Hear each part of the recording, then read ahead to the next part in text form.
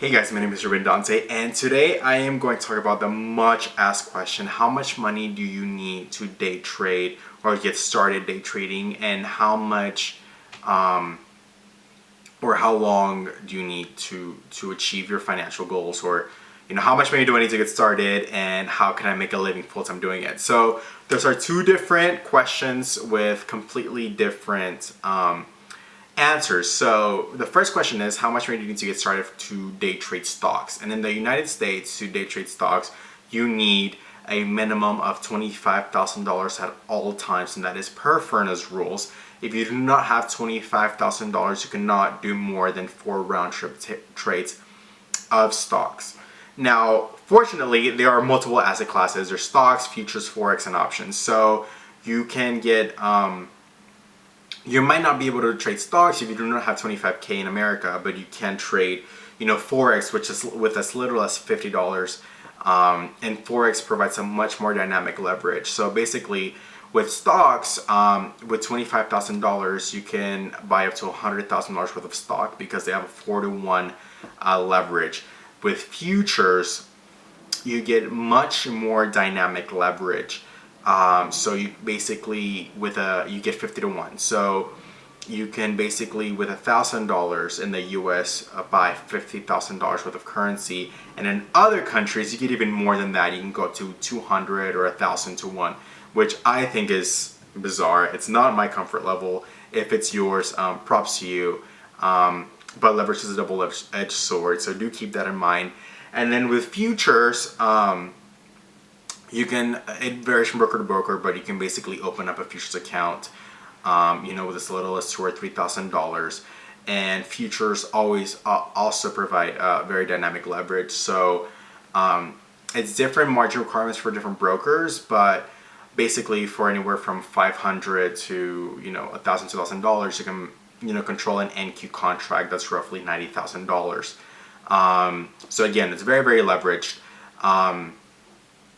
So now that you have that, you want to figure out how much do you want to make a year to replace your income or to trade full time. So for that, I think it depends. It depends if what is financial freedom to you. Is it $50,000 a year, $100,000, $200,000, $1 million?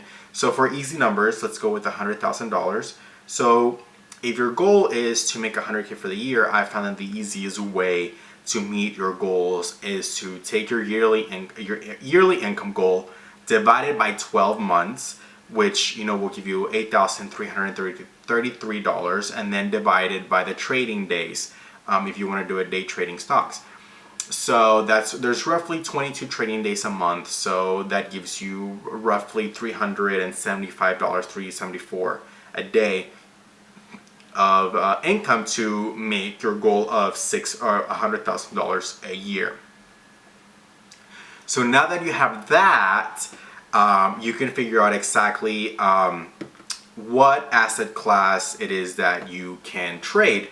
So if you have your $25,000 minimum requirement by firm, you can trade stocks. So if you want to start out, with $27,000, $30,000, and you want to day trade stocks, then you would have to get your risk and reward now. So for me, I don't take anything that doesn't give me less than a 3-to-1 risk reward ratio, which basically means I will risk $100 to make $300, and if the trade setup doesn't give me that, I will not take the trade. So at a 3-to-1 risk reward ratio, I can roughly have 2 out of 3 trades turn against me and still be in profit, which is great. So if you're going to start doing, since we know the stock market, or most people do know the stock market easier, but the same rules apply for futures, for Forex, you would want to, take your technical analysis, if you're a technical trader, and say that, for an easy stock, let's say Apple is trading at $100. And the next area of support or of support or demand, whatever you want to use, let's say, is $98. So, if you do have to take $2 to risk the trade, for the numbers to make sense, or for the setup to make sense, do not buy, or it would be against, Soros is advised to buy, let's say, 100 shares of Apple and have a stop loss at $99 at $100. So you're basically risking $100 if the trade setup looks is not according. So basically, your stop loss should not be an emotional threshold. It should be a technical one or an analytical one. So,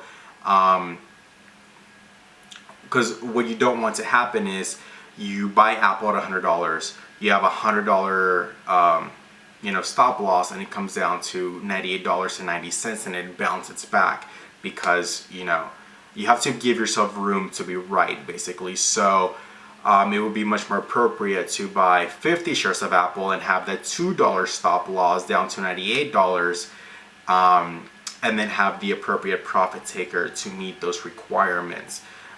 So you do want to make sure that your stop loss is something that was adjusted not just by emotional but by what the charts are telling you.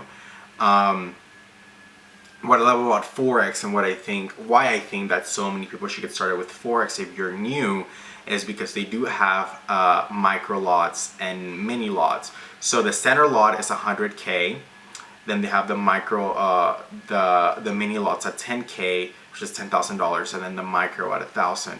So basically you can pretty much learn your technicals and risk 10 cents a pip and have the exact same setup you would have as you get better for, let's say, the full 100K lot. So you can basically learn on a micro lot and learn your setups, and then as you get better, move up and get a mini lot and then buy a standard lot and have the exact same setups, only risking more money as you get better. So the better you get, the more you pay yourself by just buying a bigger lot size.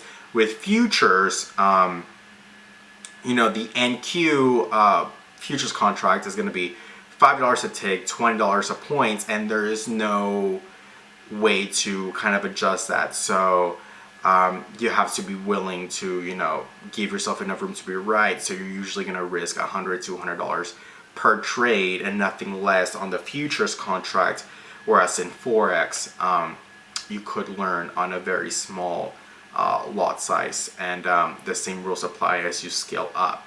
So that's pretty much it for the different asset classes and the different trades that you can afford to do based on your trade size.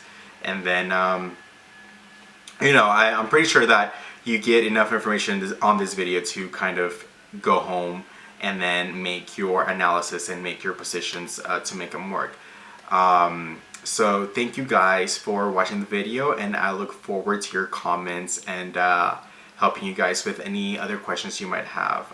Do put them in the comments below, and I'll be making more videos addressing your comments. Thank you so much, guys, and have a great day.